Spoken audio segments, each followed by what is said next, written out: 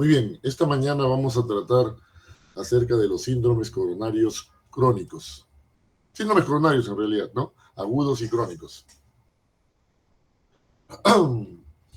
Ustedes a lo largo de su práctica, tanto en semiología como clínica, y a lo largo de su práctica diaria van a encontrar que la enfermedad coronaria se va a manifestar de diferentes formas. Y no solamente de diferentes formas, sino que va a tener diferente denominación y terminología. Van a ver que van a tener pacientes diagnosticados como angina inestable, otros diagnosticados como angina inestable secundaria, otros como angina vasoespástica, angina estable, insuficiencia coronaria aguda, infarto de miocardio Q, infarto de miocardio no Q, síndrome coronario agudo, síndrome coronario con elevación del ST, síndrome coronario sin elevación del ST, infarto de miocardio sin elevación del ST, infarto de miocardio transmural,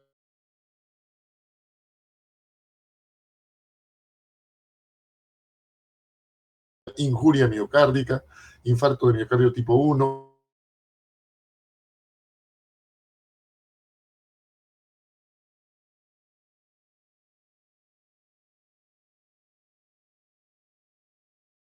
utilizados indistintamente.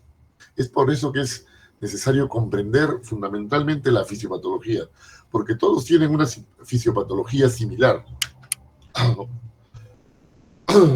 Tenemos que la enfermedad se trata de la enfermedad coronaria, ¿no? En este caso, este, ¿qué pasa con el puntero?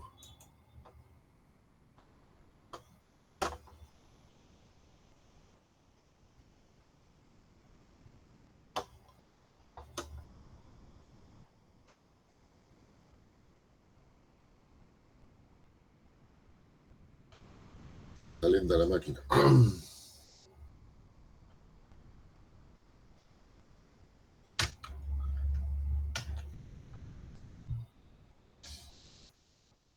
¿Qué pasó acá? Un momento, voy a apagar y prender nuevamente esto.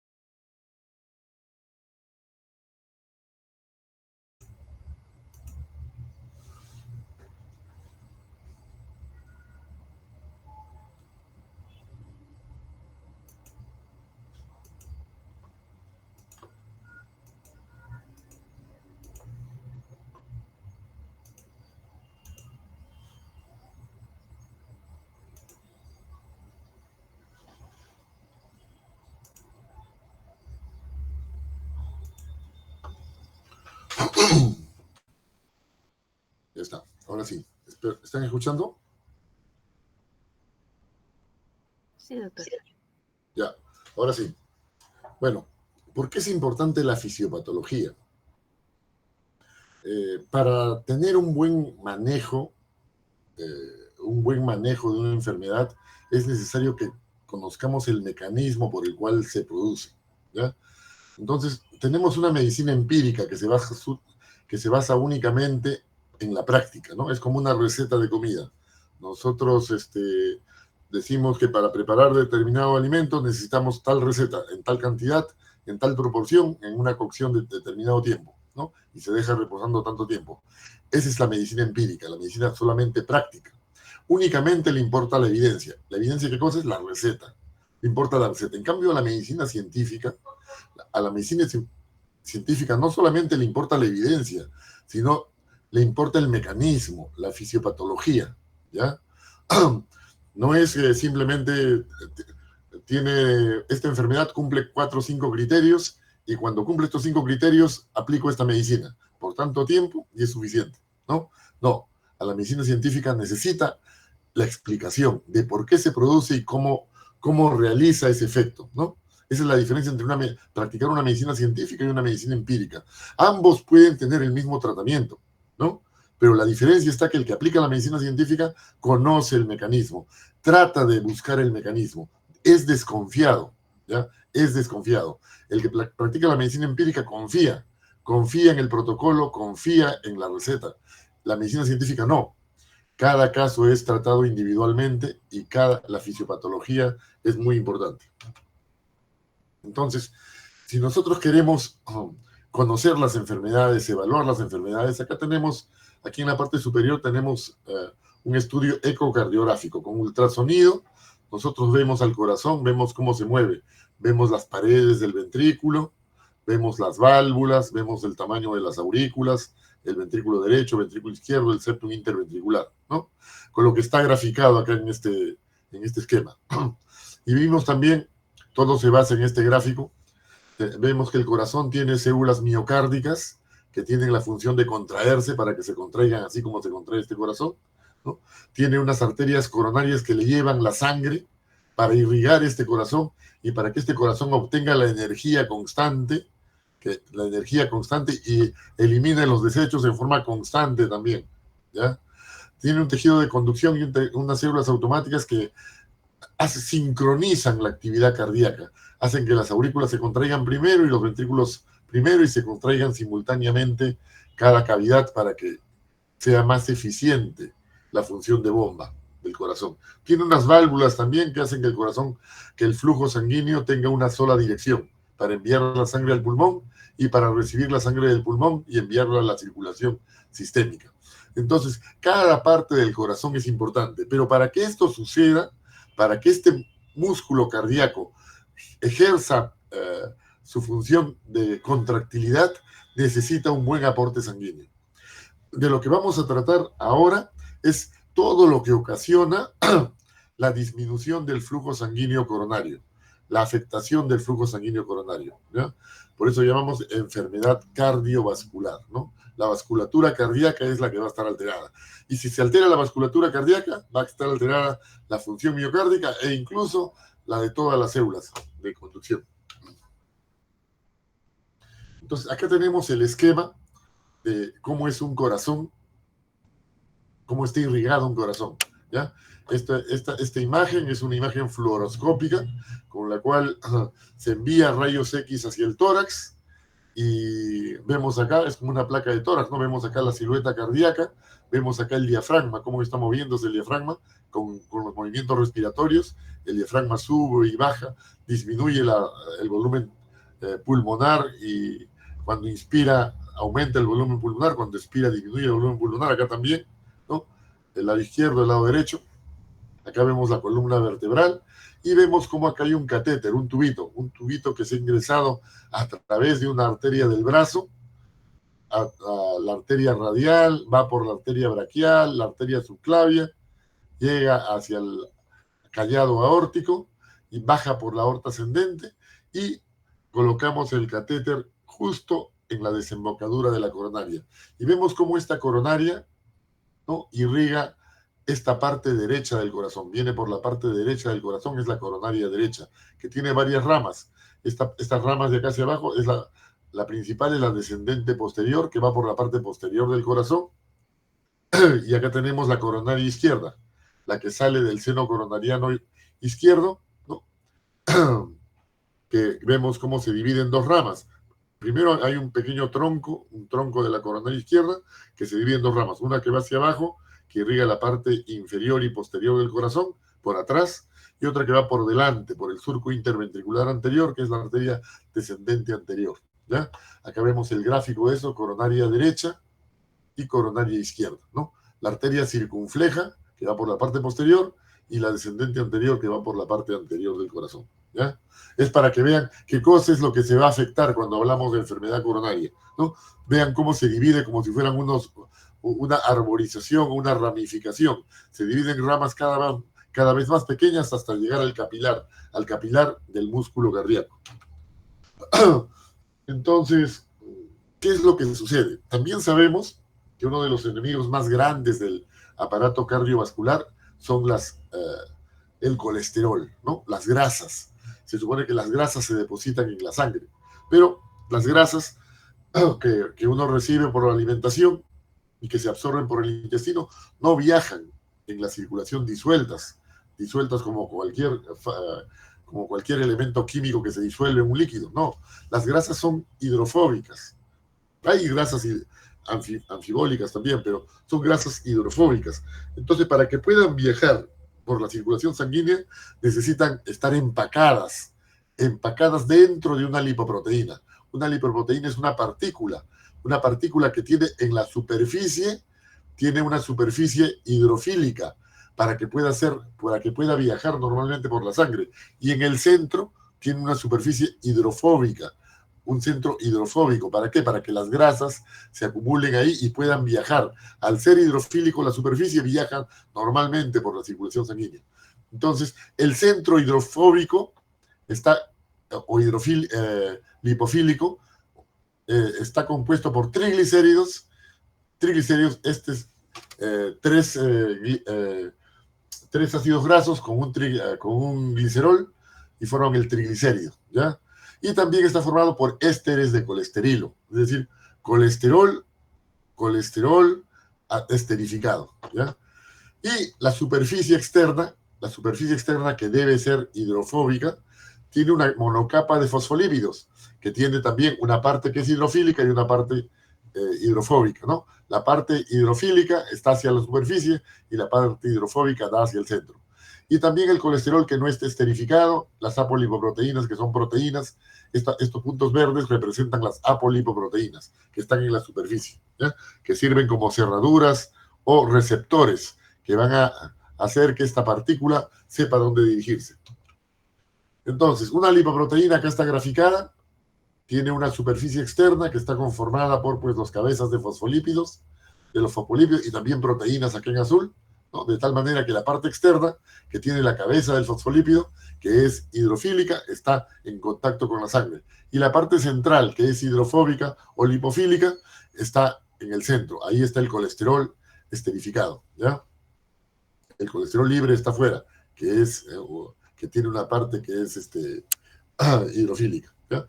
Los fosfolípidos también tienen una cabeza y dos ramas. La cabeza es hidrofílica, por lo tanto está en la superficie, y estas dos patitas son hidrofóbicas, que están dirigidas hacia el centro. Y acá tenemos en morado, tenemos un receptor que va a hacer que esta partícula tenga una vía, ¿no? Esta partícula va a viajar por la sangre y cuando encuentre una cerradura o un receptor que se une a esto, esa lipoproteína se va a anclar ahí y va a ser metabolizada. Entonces las lipoproteínas son partículas de alto peso molecular, transportan lípidos, se pueden identificar por ultracentrifugación y electroforesis. Las apolipoproteínas las denominamos a estas proteínas que están en la superficie. Acá está representado por un triángulo. Estas apolipoproteínas porque están en la superficie. Son proteínas que están en la superficie de la lipoproteína, por eso se llaman apoproteínas. Son ligandos que se unen a receptores Entre los dos se unen y metabolizan a la proteína, ¿ya? Estas apolipoproteínas se van a unir hacia receptores donde está la lipoproteína lipasa, la lipasa hepática, la lecitina, colesterol aciltransferasa, la proteína de transferencia de éster, el colesterilo, que son lugares que van a metabolizar estas lipoproteínas, ¿ya? Son enzimas que van a metabolizar eso. Entonces, hay varias clases y subclases de lipoproteínas, ¿ya? Que se dividen, pues, por técnicas de ultracentrifugación y así podemos identificar qué clase de lipoproteína es, ¿no? Por eso, algunas lipoproteínas le llaman algunas buenas, otras malas, ¿no? Porque contienen colesterol bueno, colesterol malo, triglicéridos, etcétera. ¿Ya? Entonces, acá tenemos las lipoproteínas. La lipoproteína que contiene, que se denomina lipoproteína HDL, lipoproteína LDL, alta densidad, high density lipoprotein, lipoproteína de baja densidad, low density lipoprotein, intermedia, muy baja densidad, y los kilomicrones. Entonces son lipoproteínas que tienen diferente tamaño y diferente densidad, ¿ya? ¿Y a qué se debe el tamaño y la densidad? La densidad y el tamaño dependen del contenido. Las lipoproteínas que tienen más triglicéridos son más grandes. Las proteínas que tienen más colesterol son más pequeñas, ¿ya? Por lo tanto, ¿cuáles son las más aterogénicas? Las más pequeñas. ¿Cuáles son menos aterogénicas? Las más grandes, ¿ya? Más triglicérido y más colesterol, ¿ya? Colesterol bueno y colesterol malo, HDL y LDL, ¿no?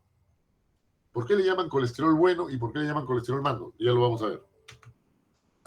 Y acá está la forma cómo se separan las lipoproteínas, ¿no? Cuando se someten no solamente a ultracentrifugación, sino también a electroforesis, las lipoproteínas van a migrar, de tal manera que van a separarse, ¿ya? Cuando se les somete a electricidad, una carga eléctrica, estas lipoproteínas, por la carga que tienen, por la cantidad de proteínas que tienen, van a dividirse. Pre-beta, LD, HDL, HDL, VLDL, LDL, ¿ya? Se van a dividir por ese método. Entonces, acá tenemos las lipoproteínas que son aterogénicas, estas de acá, que contienen colesterol y triglicéridos, y las lipoproteínas que son antiaterogénicas. Porque hay un colesterol bueno, eso es importante que se comprenda, porque implica el conocimiento de cómo es la fisiopatología de la enfermedad cardiovascular. Es porque hay colesteroles buenos y colesteroles malos, ¿no? Si el colesterol es el colesterol. Bueno, el colesterol bueno es el que está empacado en una lipoproteína buena. El colesterol malo es aquel que está empacado en una lipoproteína heterogénica, ¿no? En una lipoproteína heterogénica. Las lipoproteínas heterogénicas generalmente tienen alto contenido en triglicéridos. Es por eso que si bien el triglicérido no se deposita en la placa de colesterol, el que se deposita es el colesterol, a pesar de eso, el hecho de encontrar en la sangre altos contenidos de triglicéridos, o sea, la hipertrigliceridemia, no es que el triglicérido mismo haga daño, sino que es un marcador de que al costado del triglicérido hay un colesterol que es aterogénico, ¿ya? Porque el que hace daño verdaderamente es el colesterol.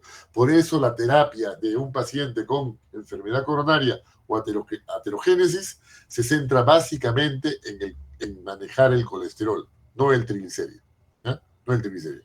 Hay que manejar el triglicérido, sí, porque tenemos que reducir las partículas que son aterogénicas, ¿no? Para que tengamos más partículas que no sean aterogénicas. Pero el que hace daño directamente es el colesterol, ¿ya? ¿Y por qué?